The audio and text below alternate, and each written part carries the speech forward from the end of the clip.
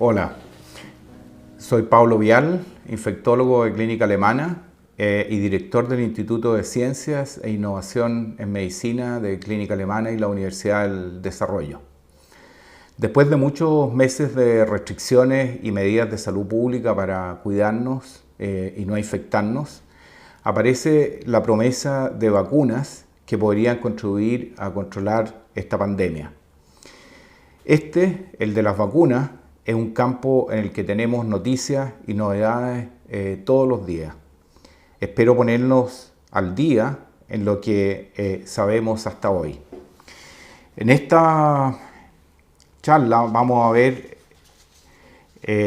las características que tiene el virus, cómo este produce enfermedad, qué tipo de defensas produce en el cuerpo contra el virus, las herramientas que tenemos disponibles para controlar esta pandemia y las vacunas. Vamos a ver los tipos de vacunas que hay, las etapas de desarrollo en que están, su eficacia y su seguridad, cómo priorizar el uso de estas vacunas para tener el mayor impacto y finalmente qué podemos esperar.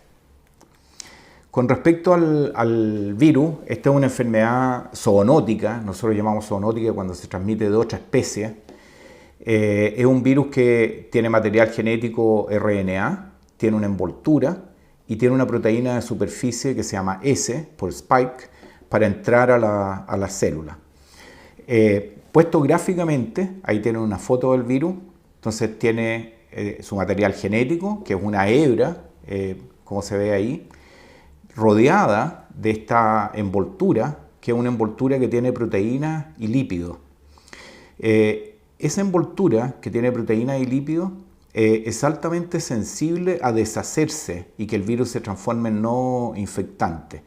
¿Y cómo se deshace esa envoltura? Se deshace con detergente, con alcohol, con cloro. Se deshace también cuando se deseca y se deshace también cuando se expone a rayos ultravioleta.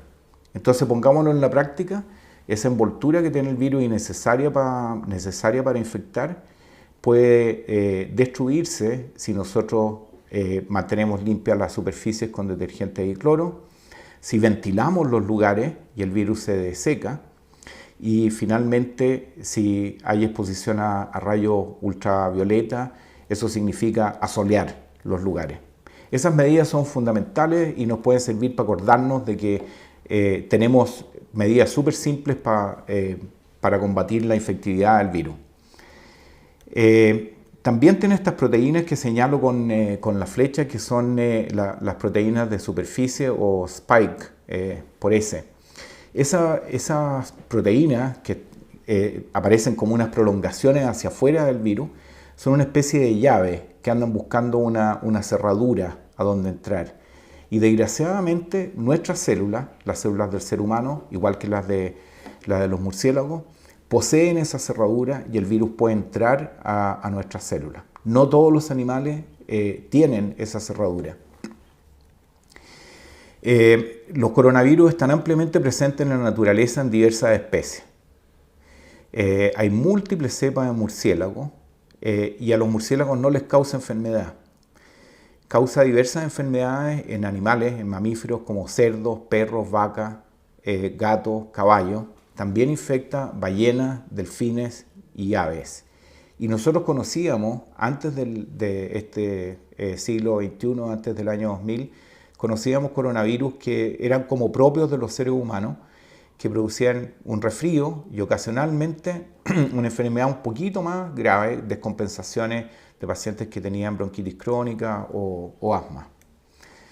Entonces, al año 2000, 2010, 2004, en fin, teníamos coronavirus propios de la especie humana, denominados con estos números, siempre es súper difícil de aprender, y que están asociados a resfrío y bronquitis.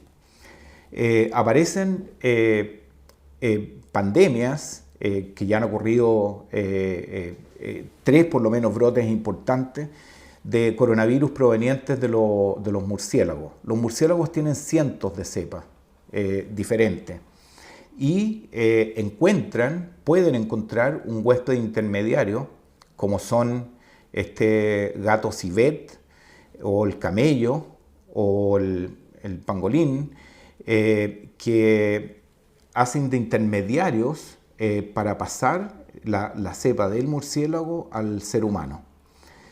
Esto es una especulación biológica, a lo mejor podrían pasar directamente desde el murciélago al ser humano, pero nosotros tenemos menos contacto con los murciélagos que con otros animales domésticos o que tenemos para uso, por ejemplo, de alimentación. Los brotes que se han producido en el mundo con coronavirus, que provienen de los murciélagos, son 3. Uno que ocurrió el año 2002 y 2003, afectó a 8.000 personas, se produjeron 774 muertes y eso da una letalidad de 9,6%. El segundo brote apareció el año 2012, todavía se ven algunos casos, pero muy escasos porque se ha controlado bien, y se llama MERS, el virus. MERS significa Middle East Respiratory Syndrome, o sea, síndrome respiratorio del Medio Oriente. Y como ustedes ven, el huésped intermediario del camello y afectado principalmente al Medio Oriente. Hasta el momento hay 2.519 casos, se ha mantenido como en esa región, hay muy pocos casos fuera de la región, han muerto 866 personas, lo que significa una letalidad de 34%. Y aparece este nuevo coronavirus, el SARS, que es la sigla, es Severe Acute Respiratory Syndrome, o sea, síndrome respiratorio agudo severo. Y el CoV es coronavirus y el 2 es porque ya había el antecedente del primero. Ese aparece a finales del 2019. Y fíjense en los números, 71 millones de casos en prácticamente un año. Las muertes que se han asociado a este virus son 1.600.000 y lo que da una letalidad de 2,2%. Aquí podemos decir que comparado con otros coronavirus que habían ingresado a la especie humana, la letalidad es menor. Pero también si ustedes se fijan los números de más arriba, la transmisibilidad, la cantidad de personas que han sido afectadas es muchísimo mayor. ¿Cómo se produce la enfermedad? ¿Cómo este virus puede producirnos enfermedad? El primer paso es que el virus se una a las células a través de un receptor. Tenemos estas proteínas, estas prolongaciones que salen del virus, la proteína S, que andan buscando esa cerradura que le permita ingresar a una célula. Y el ser humano tiene ese receptor. Es un receptor que es una enzima que está en membrana y también circulando en la sangre. Se llama AC2, es un receptor que contribuye al control de la presión arterial. Y la mayor parte de las células que tienen este receptor son del sistema respiratorio. Es decir, si tuviéramos que hacer un mapa de todos los lugares donde puede entrar el virus, estarían la mayor concentración en el árbol respiratorio. O sea, en la nariz, en la faringe, en la tráquea, los bronquios y los pulmones. Por eso es que muchas personas la infección se mantiene en la vía aérea superior, como el 85%, y produce nada más que una infección relativamente leve o moderada que afecta esta parte alta del árbol respiratorio.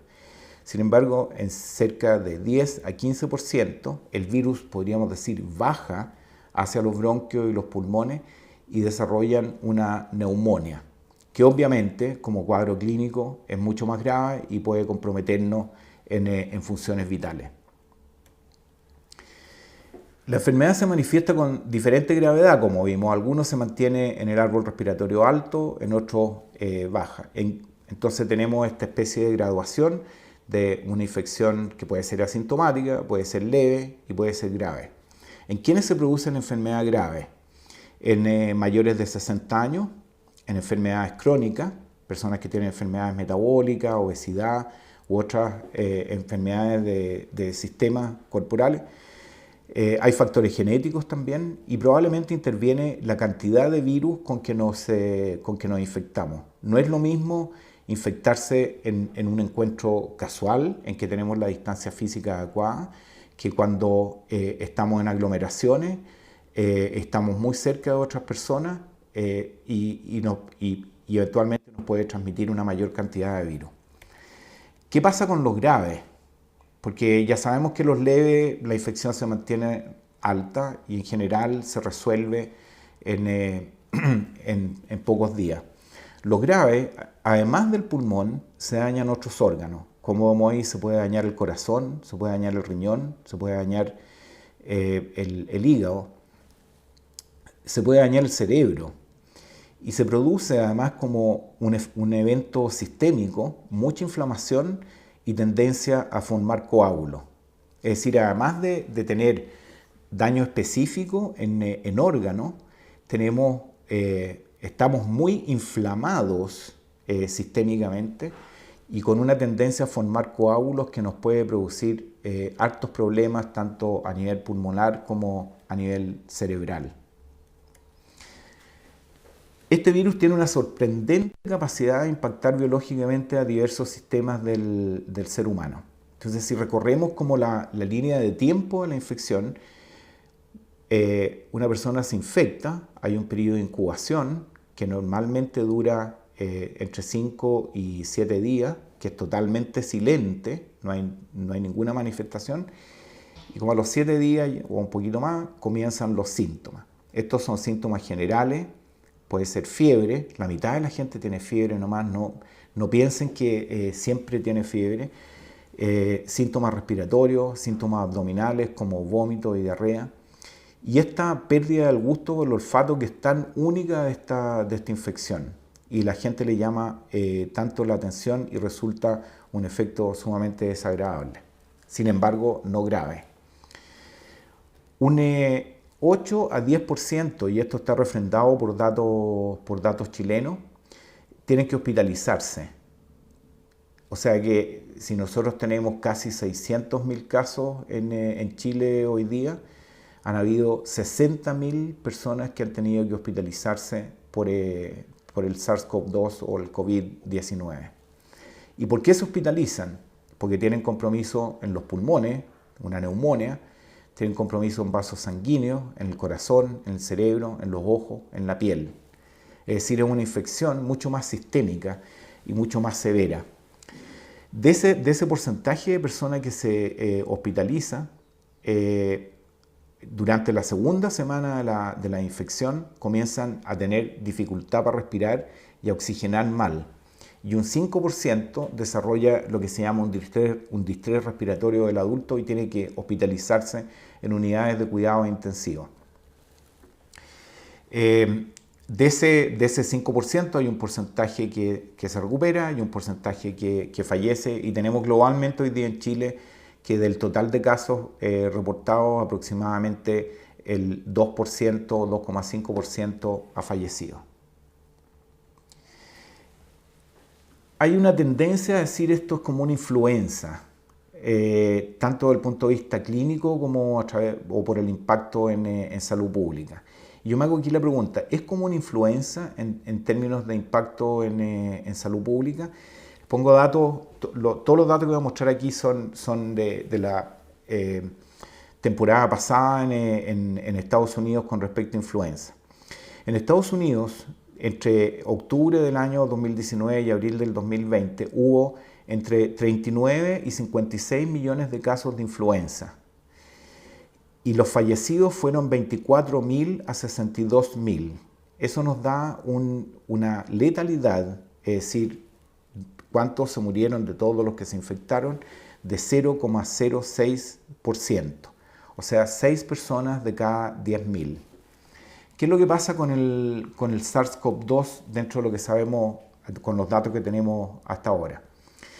Tenemos hoy día 16 millones de casos, es decir, menos que la totalidad en Estados Unidos, menos que la totalidad de casos de influenza que tuvieron durante la temporada pasada.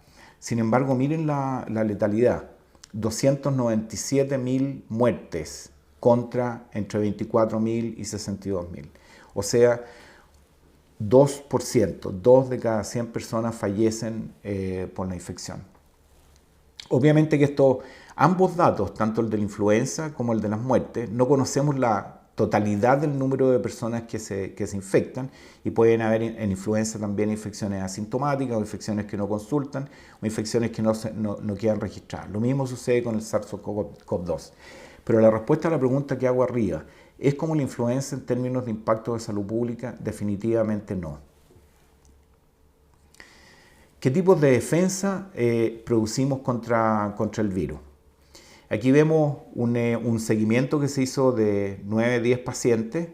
Abajo está el día desde el tiempo que desarrollaron síntomas, y vemos que desde el día 0, aproximadamente el día 5, comienzan a producirse anticuerpos. Entre el día 6, 5 y 8, aproximadamente la mitad de los pacientes ya han producido anticuerpos, y el día 10, el 100% de los pacientes, o el día 14, el 100% de los pacientes han producido anticuerpos. Esta es la forma habitual que tenemos, y es fácil, desde el punto de vista del laboratorio, detectar anticuerpos contra un virus. Sin embargo, desde el punto de vista científico tenemos algunas dudas, en parte porque esta infección lleva muy poco tiempo en nuestra especie. No se conoce la duración de estos anticuerpos. No se conoce tampoco bien la capacidad de protección. Y por lo que hemos visto en nuestros pacientes, los niveles son variables. Algunos desarrollan muchos anticuerpos, otros desarrollan poquitos anticuerpos. Sin embargo, con toda esta, podríamos decir, incerteza en nuestros conocimientos con respecto a los anticuerpos, sabemos que hay una forma muy importante de defensa, que es la inmunidad celular. El virus es capaz de generar una población de células, de linfocitos, que reconocen al virus y destruyen no solo al virus, sino que también las células que están infectadas. Esa forma de defensa es mucho más difícil de medir y mucho menos evidente para nosotros, pero sin embargo pareciera ser mucho más potente para el control de la infección y para que ésta se acabe, podríamos decir, para terminar con la multiplicación del virus en nuestro organismo. Así que siempre tenemos que poner atención no solo en los anticuerpos, que a veces nos pueden desilusionar por sus niveles variables o porque sean de mayor duración, sino que tenemos que ver también esta respuesta celular que aparece como muy efectiva.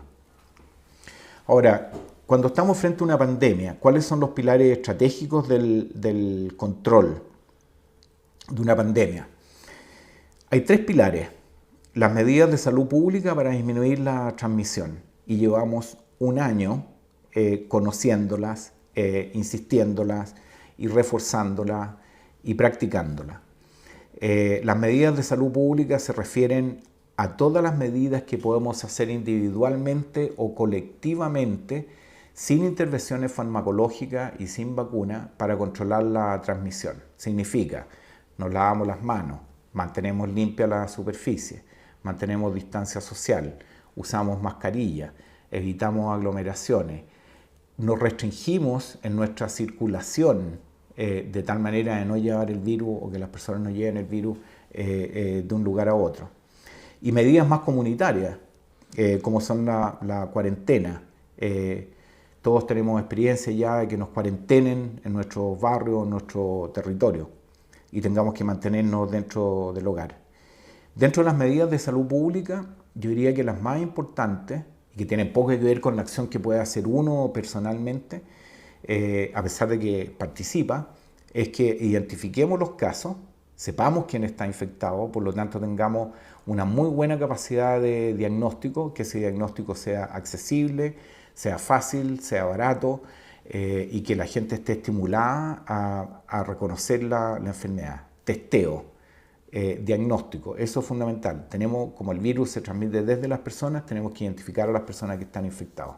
¿Qué hacemos con los que están infectados? Indicarles aislamiento. Aislamiento mientras se mantengan infectantes. Es decir, el plazo que consideramos hoy en día es durante 10 días. ¿Y qué más hacemos? Identificamos a la persona que está infectada, lo aislamos Y tercero, tenemos que identificar, establecer quiénes fueron sus contactos durante el periodo que podía transmitir el virus. Y a esos contactos indicarles cuarentena y que se mantengan en cuarentena mientras dura el periodo de incubación del virus, o sea, mientras puede aparecer el virus en esa persona. Así que testeo, aislamiento y trazabilidad de contacto son tres herramientas muy poderosas para controlar la pandemia. Obviamente, cuando son poquitos los casos, esas medidas son fáciles de llevar a cabo y tener equipos en atención primaria y en los CEREMI para hacerlo. Pero cuando son miles de casos, es mucho más difícil, en primer lugar, lograr el diagnóstico, segundo, que esas personas se aíslen y establecer todos los contactos que han tenido y que esos contactos efectivamente hagan cuarentena. Todas esas medidas requieren una base, podríamos decir, social. Si vamos a indicar aislamiento y cuarentena, tenemos que tener buenos sistemas de licencia.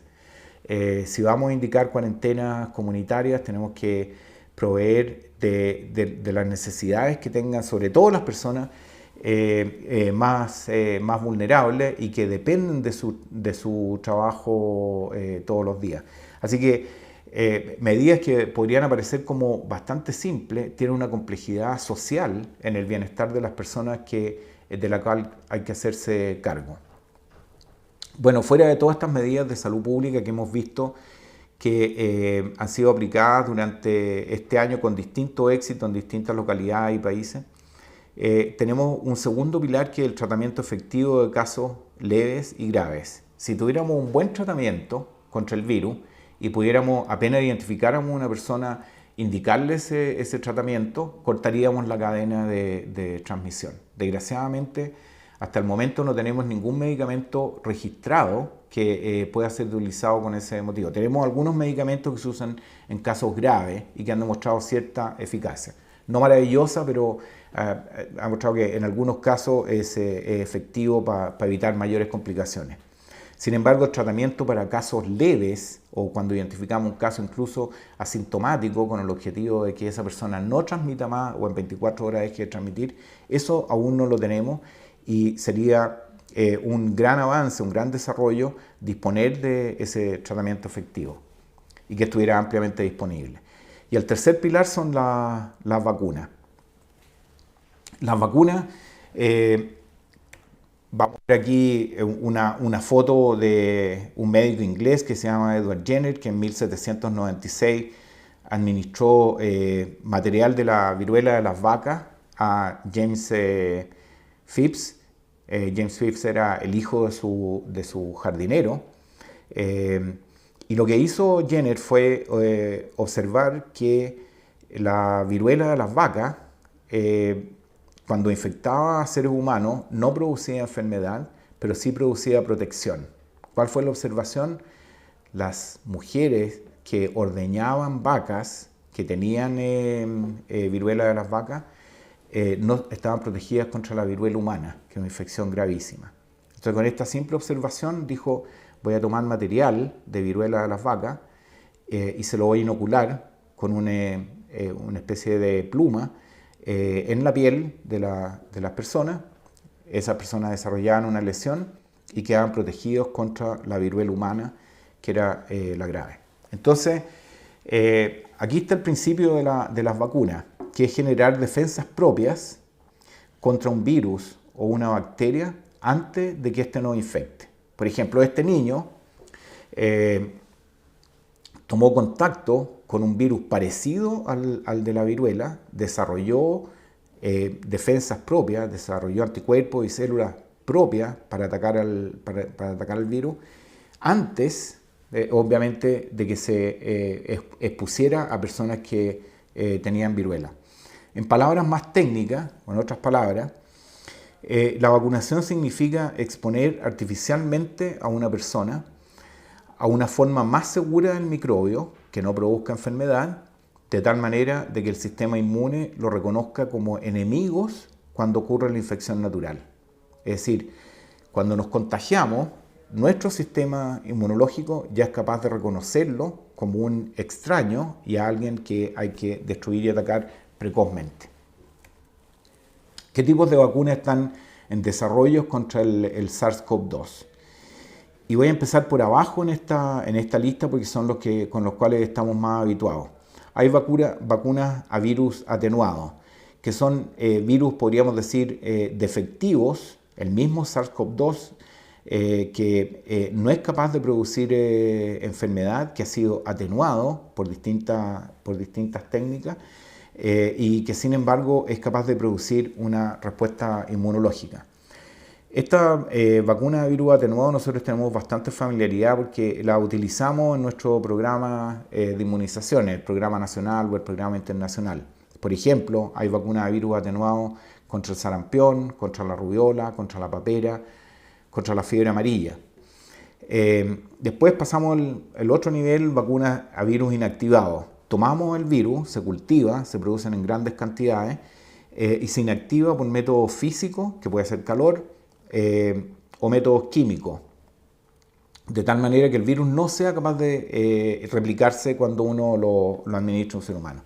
¿Hay vacunas a virus inactivados? ¿Tenemos familiaridad con vacunas a virus inactivados? Sí. Por ejemplo, la vacuna de polio que le ponemos a nuestros niños, la vacuna de papiloma, la vacuna de hepatitis A, que también está dentro de nuestro programa nacional, son todas el mismo virus que produce la enfermedad, pero que ha sido inactivado y lo inoculamos en las personas.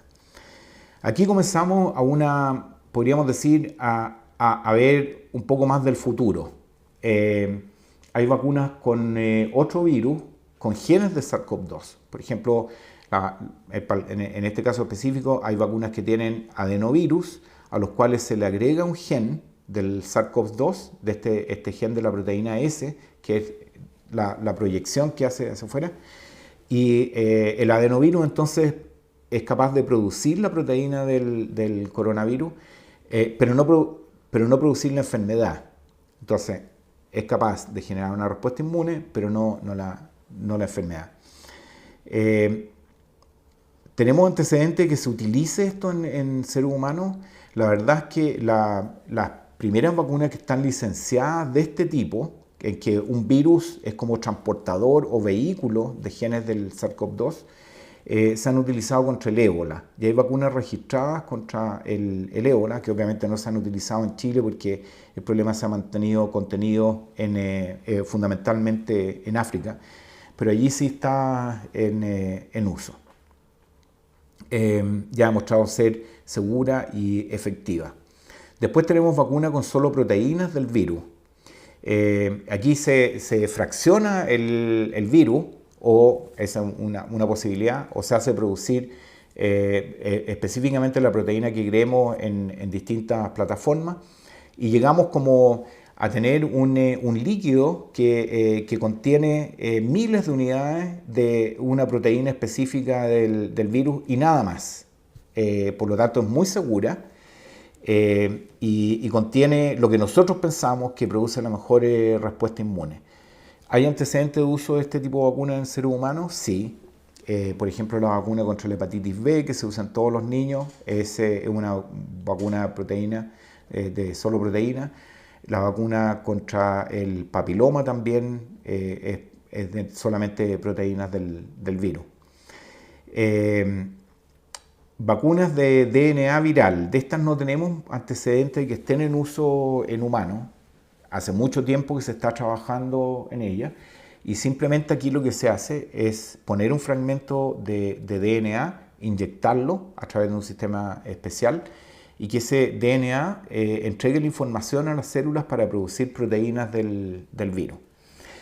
El mismo concepto, pero una etapa biológica un poco más allá, están las vacunas de RNA mensajero.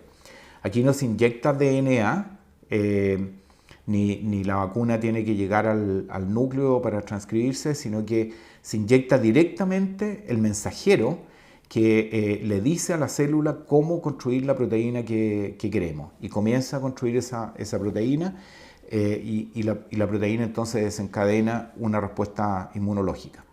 ¿Cómo funcionan estas? Bueno, y para poner aquí si uno quisiera ver un panorama general, vemos que de todas las vacunas que en este momento están en desarrollo, las que tienen virus inactivado o virus atenuado son las que están arriba en amarillo. Después las vacunas que se están produciendo como vectores virales o transportadores están en verde, son muchos más. Las vacunas con ácidos nucleicos, que puede ser RNA mensajero o DNA, son las que están en azul. Y las que son basadas en purificar proteínas del virus son tal vez las más numerosas. ¿Cómo funcionan estas vacunas? Cualquiera de estas que sean, aquí se pueden reconocer algunas etapas que pasan, algunas pasan directamente a ser reconocidas como ajenas o extranjeras a la célula, otras siguen un procesamiento. Pero lo fundamental aquí es que las vacunas o lo que nosotros administremos, sea virus vivo, virus inactivado, un vector viral, proteína o partículas virales sin genes, ingresan a la célula y se encuentran con esta célula procesadora y presentadora de antígenos. Estas son unas células que en el fondo son como la primera línea del cuerpo en reconocer todo lo que ha entrado como extraño al cuerpo. Por lo tanto, es una célula que primero reconoce lo extraño, después lo procesa y lo presenta a las células correctas para que desarrollen una respuesta inmunológica. Todas estas vacunas llegan al espacio común donde están estas células procesadoras y presentadoras de antígenos. Y desde ahí la vacuna es procesada por esta célula, vuelve a aparecer la caricatura, lo pone en contacto con los linfocitos y ahí los linfocitos helper o colaboradores desarrollan poblaciones de células de linfocitos que van a producir anticuerpos y otra población de células que están entrenados para destruir células infectadas. Así que ese es el proceso general. Y si revisamos las vacunas que están basadas en material genético, tienen un procesamiento un poco anterior. Por ejemplo, las vacunas de DNA, el DNA tiene que llegar hasta el núcleo de la célula, de tal manera que ahí comience a producir RNA y ese RNA a transcribirse a proteína. Las vacunas de RNA, el RNA es una molécula bien difícil de mantener intacta, por lo tanto lo que se hace para producir la vacuna es rodearla como en una gota de lípido y los lípidos ingresan fácilmente en la célula. Entonces se puede inyectar intramuscular y esa gotita de lípido que contiene en su interior el material genético ingresa a la célula y en vez de pasar por el núcleo se salta una etapa e inmediatamente comienza a producir proteínas virales. Esas proteínas virales son reconocidas como extrañas por esta célula presentadora de antígenos y la respuesta inmunológica entonces sigue tal cual como en la otra vacuna. Aplicación de la ciencia al mundo real. Primero les voy a contar acá las fases del desarrollo científico, las pruebas de seguridad, respuesta inmune y eficacia, la aprobación, cuál va a ser la disponibilidad real de las vacunas, priorización de los grupos de la población, logística de administración y aceptabilidad. El siguiente diapositivo está bastante lleno y en realidad es difícil de entender cabalmente, pero quería mostrarle un par de detalles. Primero, que hay, como ustedes ven abajo, una etapa preclínica que se realiza en animales de laboratorio y una fase clínica, que es la que está con rojo, amarillo y azul, que son fases sucesivas que se realizan en humanos. De ahí uno llega con toda la documentación a los organismos reguladores. Los organismos reguladores aprueban si es que están conformes y de ahí se inicia la producción. Ese proceso habitualmente dura 15 años. Y fíjense lo que ha pasado con el SARS-CoV-2, que la etapa preclínica, la fase 1, 2 y 3, se ha cumplido en meses, generalmente en 8, 9 meses, y ya tenemos aprobación de algunas vacunas por los organismos reguladores. Y la otra gran diferencia es que en vez de comenzar a producirse una vez que estén aprobadas las vacunas, comenzaron a producirse a gran escala durante la fase 3, de tal manera que si eran aprobadas, tener inmediatamente disponibilidad de millones de dosis. Este acortamiento de, fíjense, de 15 años a 10 meses, a un año, o algunas vacunas se van a demorar un poco más, obviamente que genera una cierta incertidumbre, o sea, vamos a tener la misma seguridad y la misma calidad de información que tenemos cuando lo hacemos de acuerdo a las reglas que teníamos antes, o este tiempo es suficiente para garantizar que tenemos productos seguros y eficaces. Lecciones y preguntas de esta etapa. El desarrollo se ha acelerado considerablemente, se han usado tipos de vacuna por primera vez en humanos y las vacunas aprobadas tienen poco tiempo de seguimiento. Entonces, aunque la eficacia parezca alta, se necesita información en seguridad y protección a largo plazo. Monitorizar persistentemente la respuesta inmune y si la disminución de la respuesta puede llevar a infecciones más severas.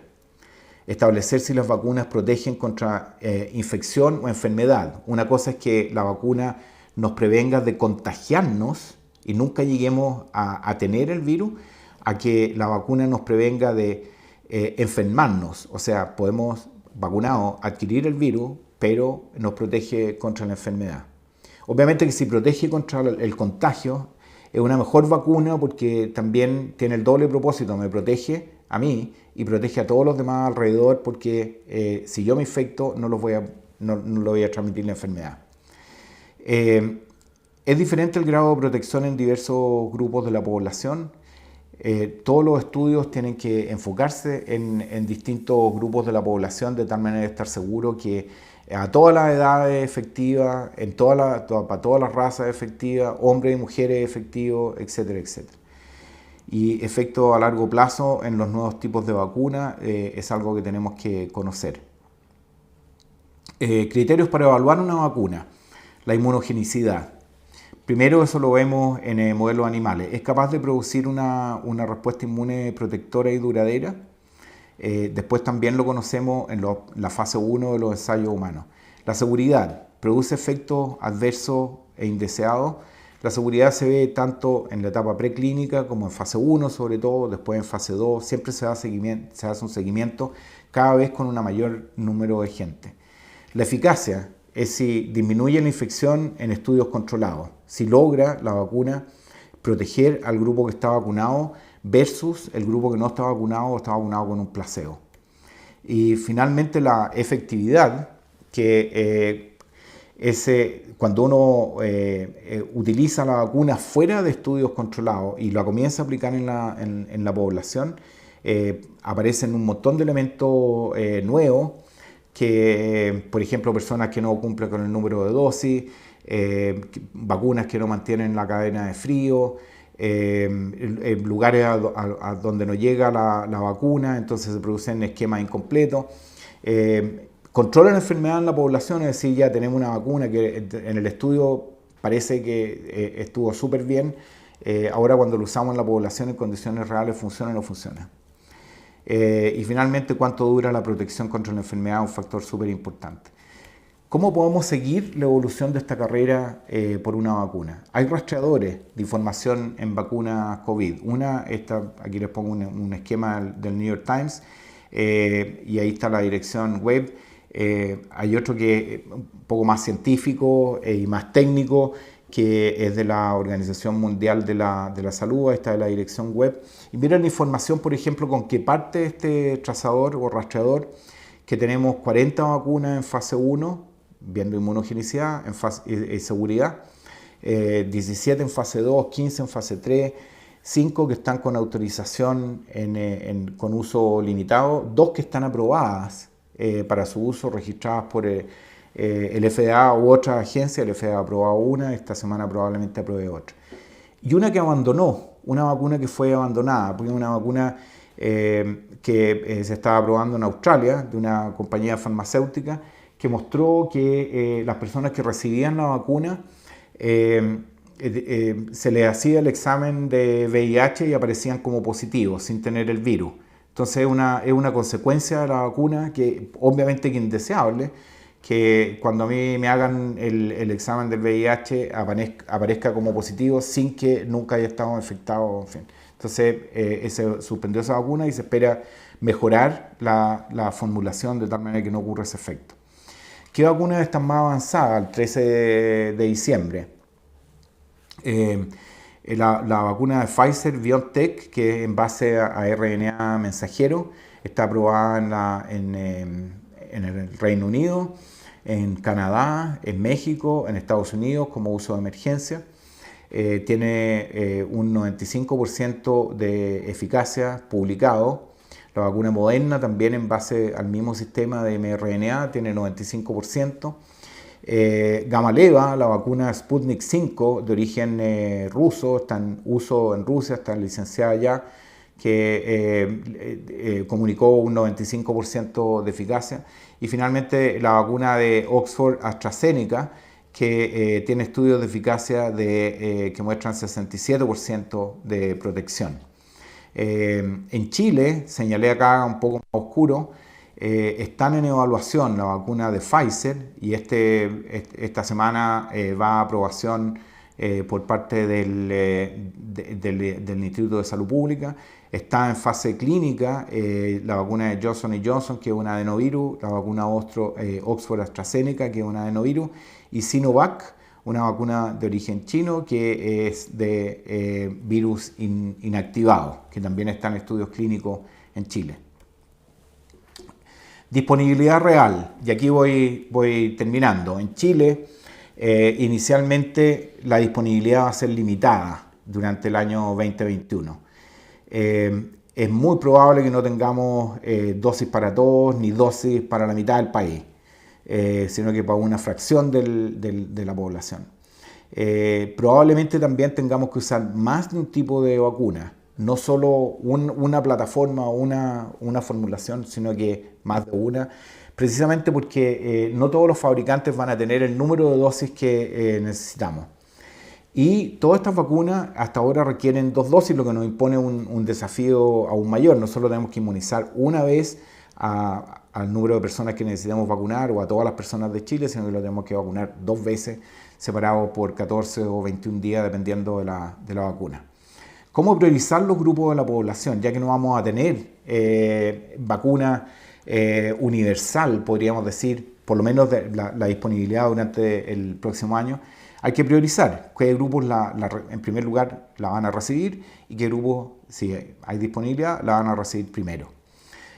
Los criterios de priorización de las vacunas son siempre basados en el conocimiento del comportamiento de la pandemia en el país y están a cargo del punto de vista de determinación de políticas de salud del Ministerio de Salud y el Comité Asesor en Vacunas e Inmunizaciones.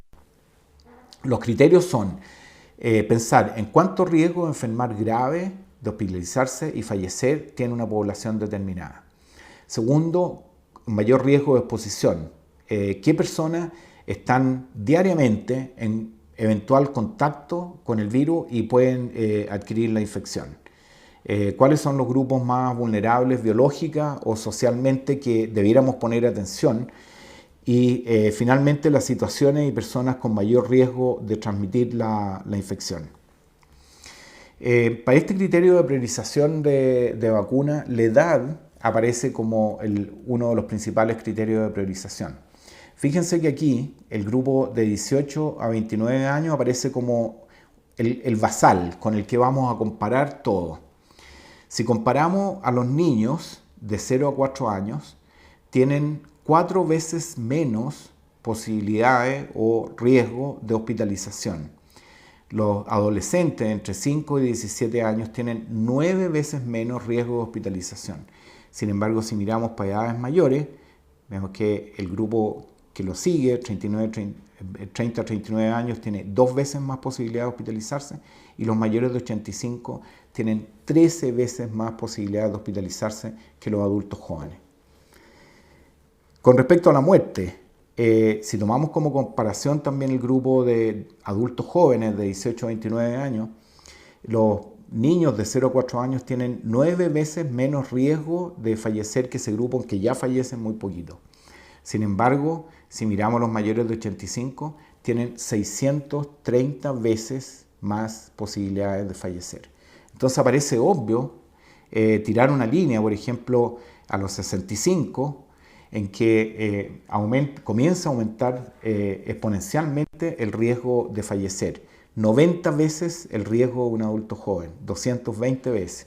Entonces, ese grupo parecería ser muy importante si queremos controlar el impacto que tiene esta pandemia en las hospitalizaciones y en la letalidad, en la mortalidad.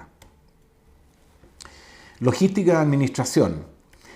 En Chile tenemos un territorio muy extendido. Es difícil llegar a todas partes con una medida biológica como las vacunas. Se requiere transporte, cadena de frío, infraestructura.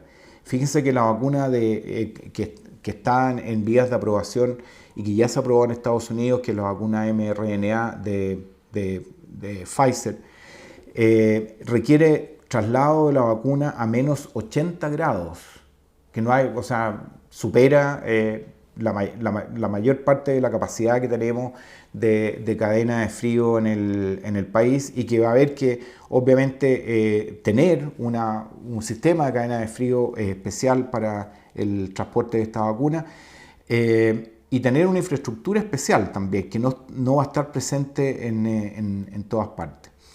Y la logística de administración, piensen en lo que es vacunar millones de personas. Por ejemplo, hay más de 3 millones de personas mayores en Chile y hay que ponerle 2 dosis de la vacuna. Hay más de 500.000 que son personal de salud y también 2 dosis, o sea, 1 millón de dosis.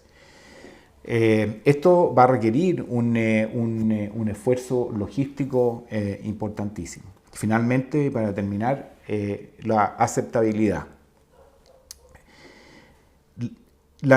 Esta va a ser una limitación con el uso de la herramienta de control que decíamos que era un pilar de la pandemia, de la herramienta vacuna. Las encuestas muestran preocupación de la población por el rápido proceso de desarrollo de las vacunas.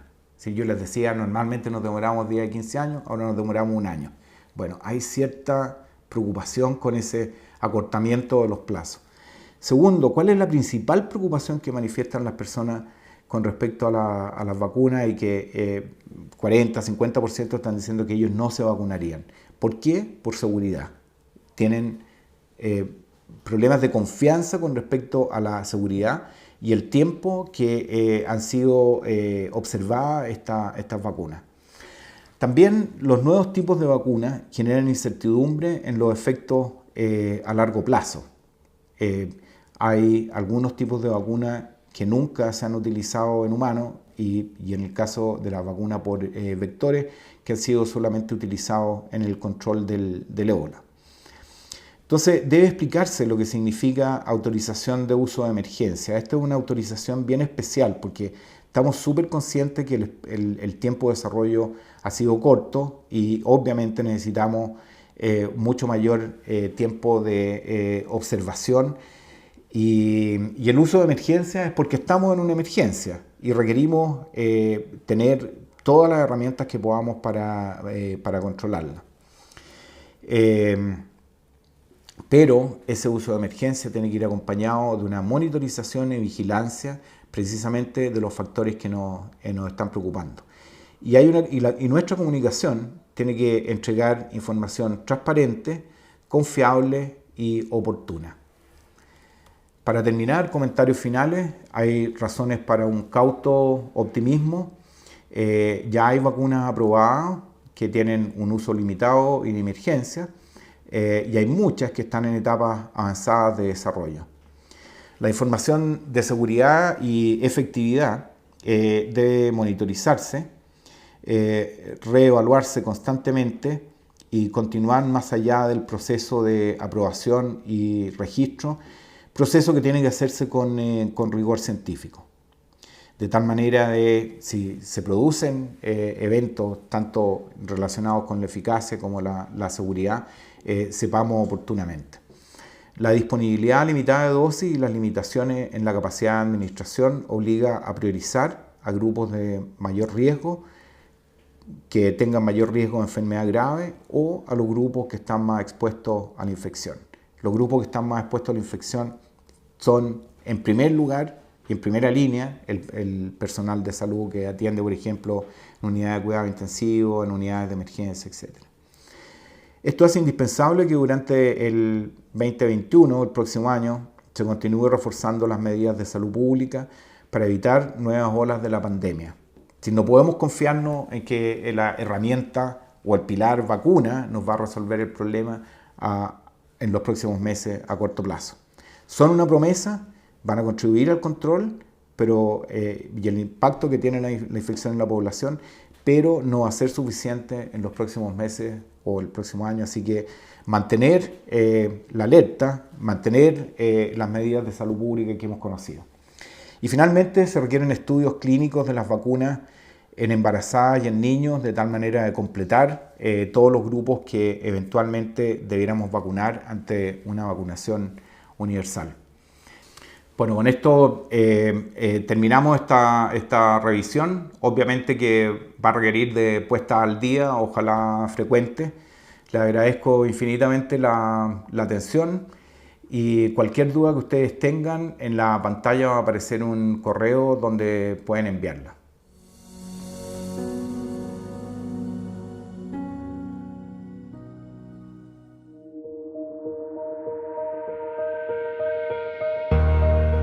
Porque sabemos lo importante que es retomar tus atenciones y tratamientos, en Clínica Alemana estamos todos seguros a través de protocolos para garantizar al máximo la seguridad y protección de ti, tu familia y todos nuestros colaboradores.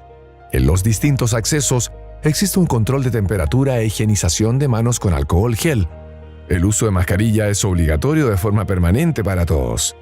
En distintos lugares encontrarás indicaciones para mantener un correcto distanciamiento social y cada vez que lo necesites puedes hacer uso de los puntos de higienización de manos. Al usar los ascensores se ha limitado la capacidad máxima de personas en el interior, lo cual está indicado claramente. Las botoneras cuentan con una lámina protectora con partículas de cobre y cada posición se encuentra marcada en el suelo. Ubícate sobre una de ellas. Se ha aumentado la frecuencia de sanitizado en todos los espacios comunes como ascensores y salas de espera, además de las consultas, salas de exámenes y procedimientos, y existen sanitizadores de aire en varios puntos de la clínica, así como lámparas ultravioletas para desinfección. Se han adecuado las horas disponibles de las consultas, exámenes y procedimientos para cuidar el flujo en cada sucursal y piso. En cada recepción, espera tu turno respetando la distancia marcada. Las salas de espera se han reestructurado, ya sea eliminado, distanciado o bloqueado mobiliario para que puedas sentarte a una distancia adecuada de otros pacientes. Se ha restringido el acceso de acompañantes en los halls de espera y consultas. Contamos con áreas de atención separadas. Las consultas médicas están disponibles para pacientes sin síntomas respiratorios. Todo paciente que sí tenga síntomas será derivado en el acceso a urgencia respiratoria y así poder recibir una atención segura e integral. Gracias por confiar tu salud en nosotros. Estamos preparados con la mayor seguridad para cuidar de ti y tu familia. Infórmate en www.alemana.cl sobre las distintas modalidades de atención que hay disponibles, ya sea de forma presencial en Vitacura, La Besa y Chicureo, unidades de toma de muestras de laboratorio clínico, por telemedicina o servicios a domicilio. Clínica Alemana. Si es tu salud, es la alemana.